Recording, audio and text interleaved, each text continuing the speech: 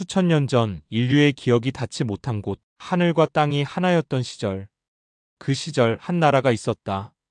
이름하여 황국. 역사인가 신화인가.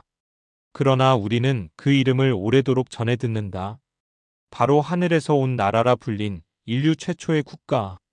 그곳에서 우리 민족의 이야기는 시작되었다. 황국은 지금의 만주 북부, 시베리아의 바이카로 부근에서 시작되었다고 한다. 그곳은 하늘과 가장 가까운 땅, 천신의 뜻을 받드는 성스러운 땅이었다.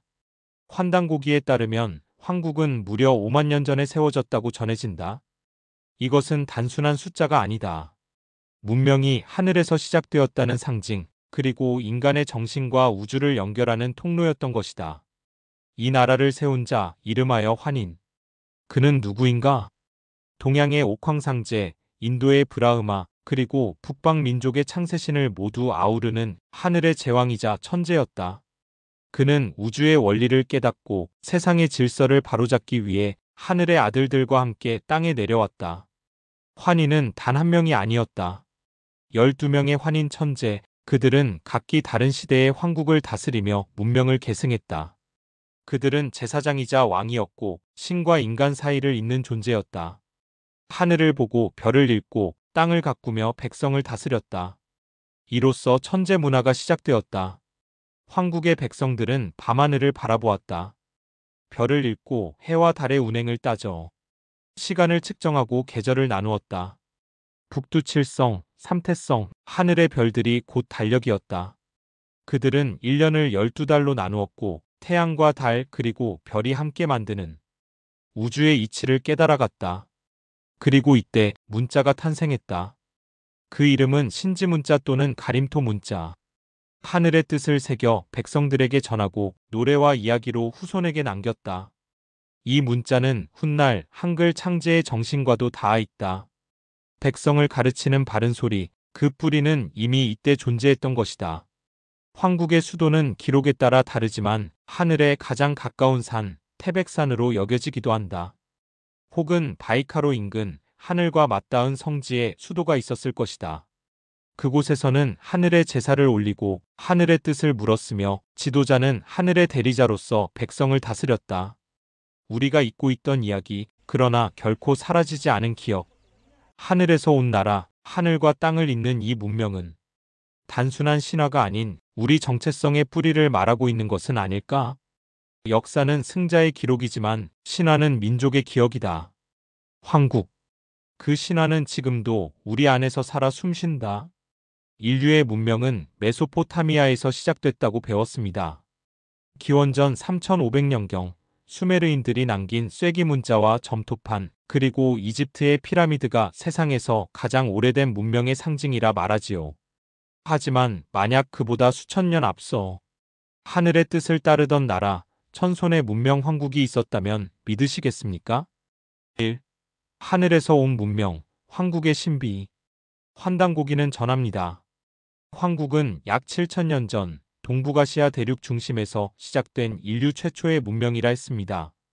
그 나라는 단 하나의 왕조가 아니라 12명의 천재, 즉 환인들이 시대를 이어가며 다스린 연맹국이었죠. 그들은 하늘과 소통하며 별을 읽고 법을 세우고 글을 남겼다고 합니다. 하늘의 자손답게 그들의 통치는 단순한 지배가 아닌 우주의 질서를 본받는 정치였죠. 2. 신지의 문자 우림의 법. 문자를 만든 자 신지. 그는 황국의 재정과 천문, 역법, 언어까지 창조한 인물로 기록되어 있습니다. 그가 남긴 신지 문자는 일종의 상형 문자로 그 일부는 오늘날 홍산 문화의 유물에 새겨진 문양과 유사하다는 주장이 있죠. 또한 우림의 법이라 불리는 황국의 고대법은 백성을 하늘처럼 여겨 다스리고 정의와 조화를 따르라는 덕치의 이상 정치를 강조합니다. 이 법은 후일 단군 조선의 홍익인간 사상으로 이어졌다고도 하죠. 그리고 농사를 지은 자 환홍. 그는 하늘의 달력을 읽고 계절에 따라 곡식을 심고 거두는 법을 백성에게 전했습니다. 오늘날의 신농시 설화보다도 이른 시기 환홍의 농법은 천문학과 자연에 대한 깊은 이해를 바탕으로 한 것이었습니다. 단순히 씨를 뿌리는 것이 아니라 하늘의 뜻을 따라 자연과 조화를 이루는 농법, 이것이 바로 황국의 환웅이 남긴 유산이었습니다. 문명은 반드시 흔적을 남깁니다. 황국이 진짜 존재했다면 무엇이 그 유산일까요? 학자들은 그 실마리를 홍산 문명에서 찾고 있습니다.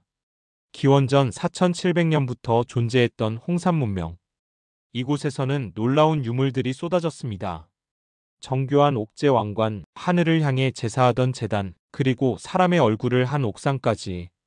무엇보다 눈에 띄는 것은 철보다 다루기 어려운 옥을 정밀하게 가공한 솜씨. 이 문명이 단순 수렵 부족이 아닌 계층과 제사 중심의 고도, 사회였음을 보여줍니다. 황국의 존재는 여전히 공식 역사학계의 인정을 받지 못한 이야기입니다. 하지만 홍산 문명에서 발견된 재정일치의 흔적, 옥기를 통한 위계 질서, 그리고 천신신앙 고대 여신상의 존재는 황국과의 연결 가능성을 제시합니다. 학문과 상상력이 만나는 경계에서 우리는 문명이란 무엇인가? 라는 질문을 던지게 됩니다. 그리고 그것을 기록하고 후세에 전하는 의지. 그렇다면 황국은 신화일까요? 아니면 잊혀진 문명의 이름일까요? 우리는 아직도 하늘에서 내려온 첫 번째 문명의 발자국을 찾고 있습니다. 황국. 그 이름은 신화로 남았지만 혹시 땅속 어딘가에서 그 흔적을 기다리고 있을지도 모릅니다. 3301년간 하늘을 다스린 자들 황국의 12완인 전설. 지금으로부터 9000년 전. 세상은 어둠과 혼돈의 시대였습니다. 그러나 그 어둠 속에서 하늘의 뜻을 이어받은 자들이 나타났습니다. 그들은 바로 12명의 환인. 하늘에서 내려온 자손들이었고 인류에게 문명이라는 불꽃을 안겨준 존재였습니다. 그들이 세운 나라는 황국. 신화보다 오래된 전설 속 최초의 나라였죠. 그 시작은 기원전 7197년. 제1대 환인, 안파견 환인이 하늘의 명을 받고 대지에 발을 딛습니다. 지금의 요하강 유역, 홍산 문화가 꼽힌 그곳이 황국의 중심이었습니다. 그리고 이 땅을 무려 3301년간 다스린 천재들이 있었으니 그들의 이름은 아직도 바람 속에 전해집니다. 제1대 안파견 환인. 문자, 달력, 천문을 창조하다. 하늘을 읽는 자, 문명의 불꽃을 피운 자. 제2대 유해 환인. 우림의 법을 세우고 신지 제도를 확립하다. 백성은 그의 법 아래 평화를 배웠습니다. 제3대 요원 환인. 사방 제후를 세우고 홍산 일대를 개발하며 영토를 넓히다. 제4대 치유 환인. 전설의 전쟁, 동방의 거인과 싸워 승리하다. 그 이름은 훗날 치유천왕으로 불리게 되죠. 제5대 한정 환인. 철기 기술의 씨앗을 뿌리고 금속 문화를 퍼뜨리다. 제6대 태우 환인. 신지와 우림의 권력을 분리하고 제사의식 체계를 확립하다. 제7대 해광 환인. 요하강 상류로 확장하며 농경 기술, 환농법을 퍼뜨리다. 제8대 백광 환인. 빛이 옥기와 배곡 문화, 황국의 예술이 꽃피던 시대. 제9대 구화 환인. 남방 문명과의 교류를 시작하다. 전설 속 인더스 문명과 접점이 있었다는 주장도 있죠. 제10대 지명 환인. 별자리를 다시 정리하고 농사의 주기를 천문으로 조율하다. 제11대 도연 환인. 재정일치의 균열이 시작되고 독립적인 소국이 태동하다. 제12대 양운 환인. 마침내 하늘의 인, 천부인을 환웅에게 전하니 새로운 시대, 신시 배달국이 열릴 준비가 되었노라. 황국은 단순한 국가가 아니었습니다. 그것은 하늘의 뜻을 이 땅에 펼치는 신성한 공동체였습니다. 환인은 제사장이자 정치가였고 그를 보좌한 신지는 지혜의 전수자였으며 우림은 무력을, 환웅은 농업을 담당했습니다. 오늘날의 정부, 군대, 과학기술의 시초가 바로 이 시기였습니다. 그렇다면 황국은 어디까지 닿았을까요? 동쪽으로는 한반도 북부와 일본 열도, 북쪽으로는 바이칼 호수 인근, 서쪽으로는 파미르 고원 너머, 남쪽으로는 인더스 강 유역까지 그 문화가 퍼졌다는 주장도 있습니다. 특히 비치로 만든 용 형태의 유물은 홍산 문화와 수메르 간의 상징적 유사성으로도 주목받죠. 물론 이는 신화의 영역입니다. 그러나 인류는 늘 신화를 통해 문명을 이해해왔습니다. 장면 북두칠성이 회전하고 하늘에서 빛이 내려오는 장면. 3301년. 12명의 환인이 다스린 시간입니다. 그들은 왕이자 신이었고 인간이자 하늘의 대리인이었습니다. 그 시대는 멀리 사라졌지만 우리의 상상과 전통 속에서 여전히 살아 숨쉬고 있습니다. 하늘과 땅 사이 그 경계의 선자. 그는 단순한 전설이 아니었다. 그는 신화 속 인물이자 새로운 문명을 연 창조자였다. 그의 이름은 환웅. 먼 옛날 세상은 혼란과 어둠으로 가득했다. 사람들은 굶주렸고 병들었으며 질서 없이 흩어져 살고 있었다. 그 모습을 지켜본 하늘의 제왕 제12대 환인. 그는 더 이상 지켜볼 수 없었다. 환인은 결단했다. 자신의 아들 지혜롭고 용기 있는 자 환웅에게 말했다. 지상의 백성들을 이롭게 하라. 홍익인간, 널리 인간을 이롭게 하는 뜻을 펼쳐라. 환웅은 대답했다. 아버지, 그 뜻을 받들겠습니다. 그는 3,000무리의 수행자들과 함께 하늘에서 내려왔다.